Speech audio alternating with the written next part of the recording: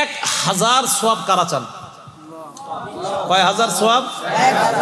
অথবা 1000 গুনাহ মাফ। 1000 সওয়াব হবে অথবা 1000 গুনাহ মাফ।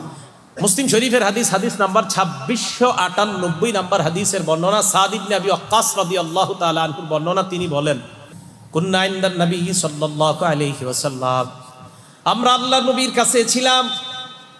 আল্লাহর নবী হঠাৎ আমাদেরকে বললেন, আজিজু আহাদুকুম আইয়াকসিবা আলফা হাসানা, তোমাদের মধ্যে কেউ কি অক্ষম 1000 সওয়াব কামাই করতে অক্ষম?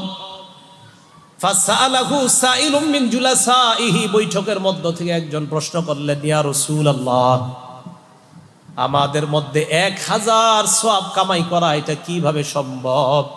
নবীজিকে বললেন, কাইফা ইয়াকসিবু আহাদুনা আলফা হাসানা, কিভাবে একজন 1000 নেকি কামাই করতে পারে? আল্লাহ নবী বললেন, শোনো তোমরা, ইউসাব্বিহু মিআতা তাসবিহা, কোন ব্যক্তি যদি 100 বার সুবহানাল্লাহ পড়ে, কয়শো বার? বলেন তো কি? আবার বলেন, এতটুকু বাস, আবার বলেন। আল্লাহ নবী বলেন, 100 বার যদি কোনো বান্দা সুবহানাল্লাহ বলে, ইউকতাবু লাহু আলফু হাসানা, তার আমলনামায় 1000 নেকি লিখে দেওয়া হয়। নবীজি বলে, 1000 নেকি যদি তোমার আমলনামায় লেখা নাও হয়, আও ইউহাত্তু আনহু আলফু খতিয়া, তোমার আমলনামা থেকে 1000 গুনাহ মুছে দেওয়া হয়।